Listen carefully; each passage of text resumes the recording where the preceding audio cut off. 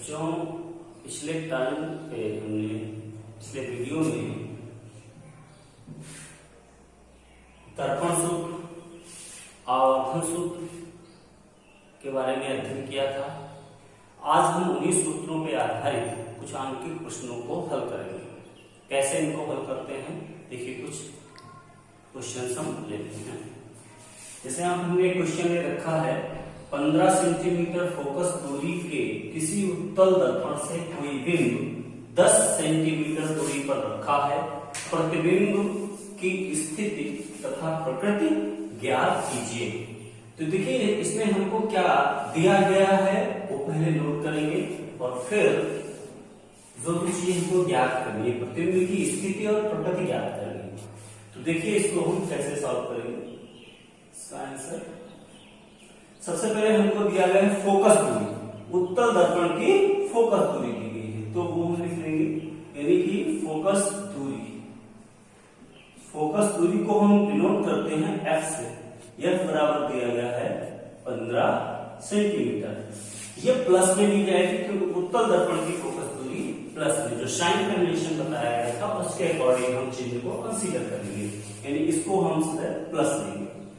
दूसरी चीज दी गई है दर्पण से बिंब। बिंब का मतलब होता है वस्तु 10 सेंटीमीटर दूर रखी है, यानी कि वस्तु दर्पण से वस्तु की दूरी जो है उसको हम किससे डिनोट करते हैं, U। U दिया गया है 10 सेंटीमीटर और U ऑलवेज नेगेटिव। U की जो वैल्यू है वो सदा नेगेटिव होती है। हमसे कह रहा है कि प्रतिबिंब की स्थिति तथा प्रकृति ज्ञात कीजिए। प्रतिबिंब की स्थिति यानी दर्पण से प्रतिबिंब की दूरी V हमको ज्ञात करनी है। तो क्या करेंगे, इसमें हम दर्पण सूत्र का प्रयोग करेंगे। दर्पण सूत्र से दर्पण सूत्र क्या होता है, 1/F बराबर 1/V प्लस 1/U। हमको यहाँ पे ज्ञात करना है V, तो इसलिए पक्षांतर करके U को हम इसके पास भेज देंगे और V बराबर हो जाएगा 1/F माइनस 1/U। U को इधर भेजा, माइनस भी हो गया और पलटा पलट दिया।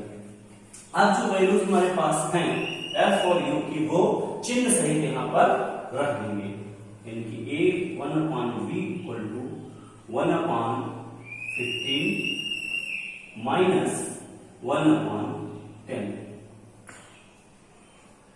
सॉल्व करेंगे इसको। 1/V इक्वल टू 1/15, ये माइनस इस माइनस को प्लस कर देगा, यानी 1/10।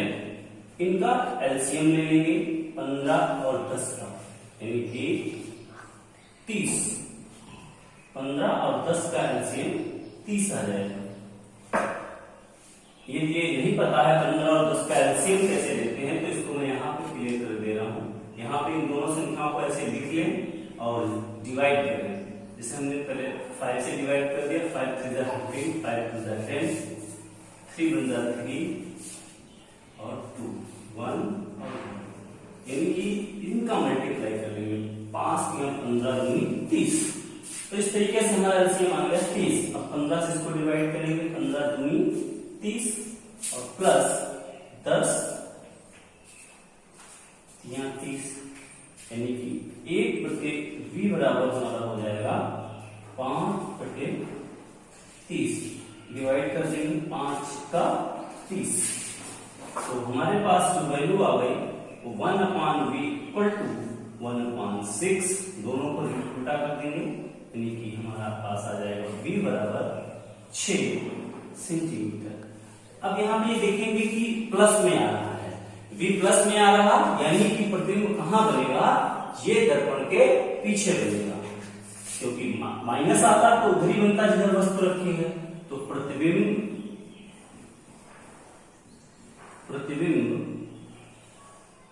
दर्पण के पीछे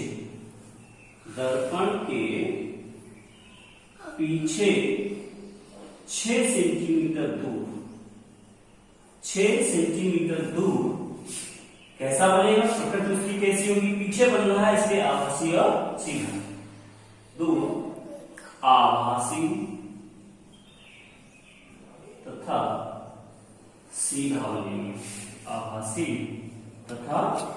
सीधा सीधा बनेगा। तो इस तरीके से हम न्यूमेरिकल को सॉल्व करेंगे। कैसे? सबसे पहले उन वैल्यूज को लिखेंगे जो हमें दी गई है क्वेश्चन में, एफ और यू, जो ज्ञात करना है वो लिखेंगे, और फिर इन वैल्यूज को देख के देखेंगे कि किस फॉर्मूले में यूज हुए हैं, उसका प्रयोग करके हम सूत्र का प्रयोग करेंगे। पक्षांतर किया, सॉल्व किया, इनका एलसीएम लिया और डिवाइड कर दिया। डिवाइड करने पे जो वैल्यू आई उसको लिख दिया, 6 सेंटीमीटर दूर प्रति बनेगा। एक और आंतरिक प्रश्न देखते हैं।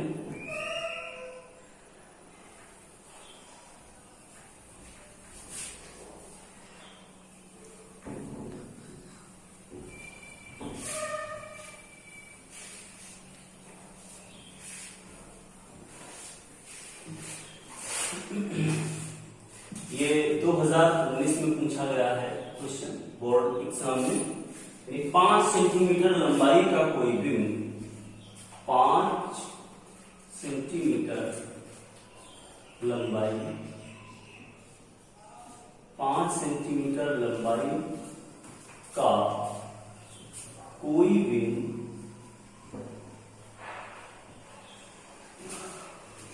का मतलब बस 30 सेंटीमीटर वक्रता त्रिज्या की, 30 सेंटीमीटर वक्रता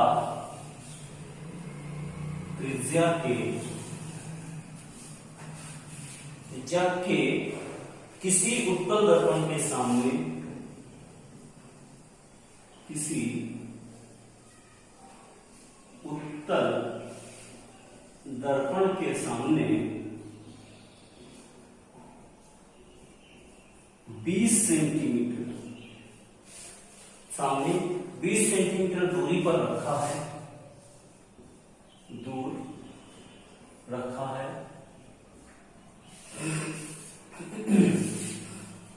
प्रतिबिंब की स्थिति, प्रकट तथा आकार ज्ञात कीजिए। प्रतिबिंब की स्थिति मतलब कहां पर बनेगा, प्रकृति कैसा बनेगा, तथा आकार। यहां पे एक और चीज एक्स्ट्रा पढ़ा दी कि उसका आकार क्या होगा। प्रतिबिंब की स्थिति, प्रकृति तथा आकार ज्ञात कीजिए कि कितने आकार का प्रतिबिंब बनेगा। देखिए इसको हम कैसे सॉल्व करेंगे, समझिए। यहाँ पे कोई चीज जो वैल्यूज दी गई है, यहाँ 5 सेंटीमीटर लंबाई का कोई बिंब, यानी कि ये वस्तु की लंबाई दी गई है, ऑब्जेक्ट। ये क्या है, ये दिया गया है वस्तु की लंबाई। इसको हम ओ से डिनोट करेंगे। ओ बराबर इक्वल टू 5 सेंटीमीटर, प्लस में लिया जाएगा क्योंकि ये मुख्य अक्ष से ऊपर की ओर। 30 सेंटीमीटर वक्रता त्रिज्या की, आर बराबर 30 सेंटीमीटर है। इससे पहले हम पढ़ चुके हैं वक्रता त्रिज्या और फोकस दूरी में संबंध होता है। फोकस दूरी वक्रता त्रिज्या की आधी होती है। Since F is equal to R upon 2, यानी फोकस दूरी वक्रता त्रिज्या की। R क्या है यहाँ पे, वक्रता त्रिज्या है, वक्रता त्रिज्या। तो इसको हम आधा करके फोकस दूरी ज्ञात कर लेंगे, क्योंकि R हमारे सूत्र में जो है फोकस दूरी F का हम उपयोग करते हैं। तो F हमारा कितना आ जाएगा, F इक्वल टू 15 सेंटीमीटर। अब हमारा यहाँ पे दर्पण उत्तल दर्पण है, इसलिए ये भी प्लस में ही आएगा। कह रहा उसके सामने 20 सेंटीमीटर दूर वस्तु रखी है, तो U कितना होगा, 20। U ऑलवेज नेगेटिव, U की वैल्यू, क्योंकि उसको हम सदैव बाईं ओर रखते हैं वस्तु को, इसलिए U नेगेटिव होगा। फिर हमने निकाला है प्रतिबिंब की स्थिति, यानी V कहां पर बनेगा और कैसे प्रकृति का बनेगा, और उसका आकार कितना होगा, यानी हमको I इमेज, जैसे वस्तु की लंबाई थी और I क्या है, यह है प्रतिबिंब की लंबाई। हमें प्रतिबिंब की लंबाई भी ज्ञात करनी है, प्रतिबिंब की लंबाई ये भी हमको ज्ञात करनी है। तो पहले हम यहाँ पे दर्पण सूत्र का प्रयोग करेंगे। दर्पण सूत्र से कैसे, क्या होता है, 1/f बराबर 1/v प्लस 1/u। हमको v निकालना है तो पक्षांतर कर लेंगे, यानी 1/v इक्वल टू 1/f माइनस 1/u।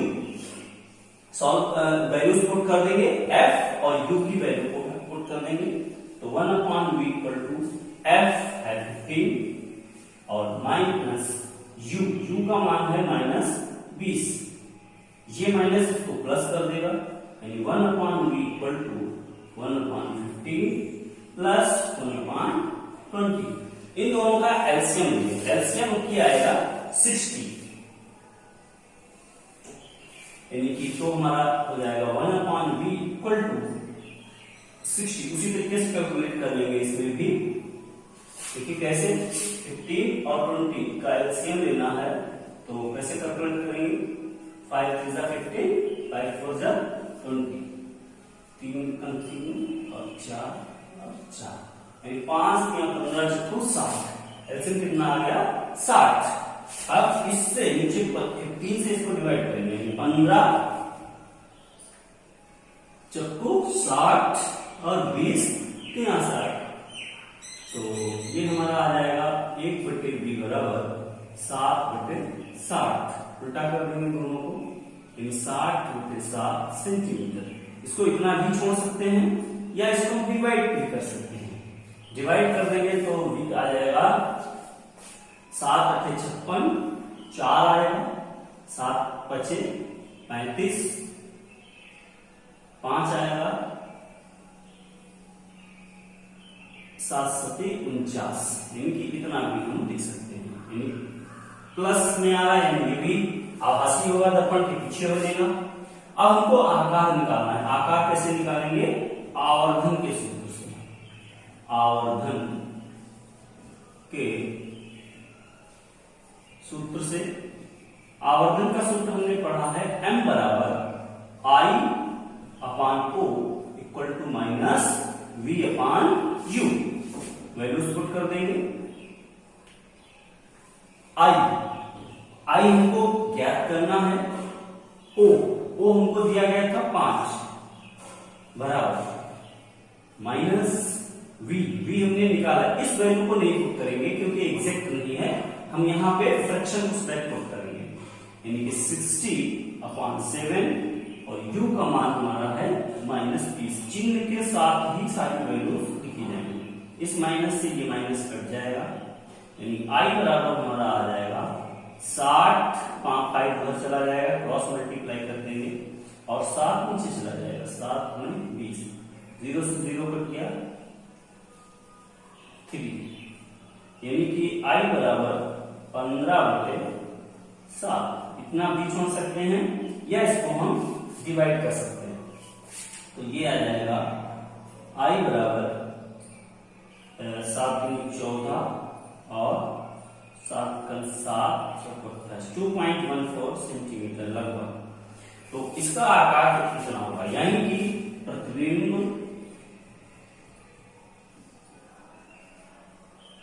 कहां बनेगा, प्लस में आ रहा है, दर्पण के पीछे।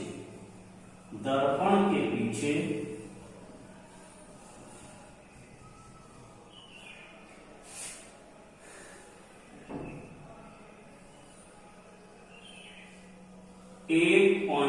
.5 सेंटीमीटर दूर कैसा बनेगा, आभासी, सीधा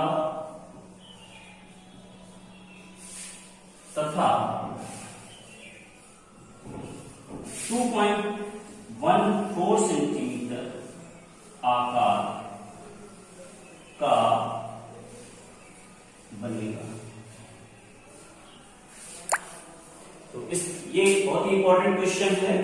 इस टाइप के क्वेश्चन 4 मार्क्स में पूछे जाते हैं बोर्ड एग्जाम में, इसलिए इसको बहुत सीरियसली अच्छे से समझिए। सबसे पहले हम वैल्यूज लिख लेंगे कि जो वैल्यूज दी गई है हमारे क्वेश्चन में, वस्तु की लंबाई, त्रिज्या दी गई है तो त्रिज्या, नहीं तो फोकस दूरी ही डायरेक्ट दी जाती है ज्यादातर, u यानी कि वस्तु की दूरी दर्पण से, v हमको ज्ञात करना है प्रतिबिंब की स्थिति और प्रतिबिंब का आकार या लंबाई। दर्पण सूत्र पहले हमने यूज किया, f बराबर =v+1/u, पक्षांतर किया, वैल्यूज पुट कर दी, चिन्ह के साथ सॉल्व किया, एलसीएम लेके 64 + 3 60/7 यानी ये आगे प्रतिबिंब की स्थिति। आकार निकालने के लिए हम आवर्धन के सूत्र का प्रयोग करते हैं। वैल्यूज पुट कर दी, सॉल्व किया और 2.04 सेंटीमीटर था।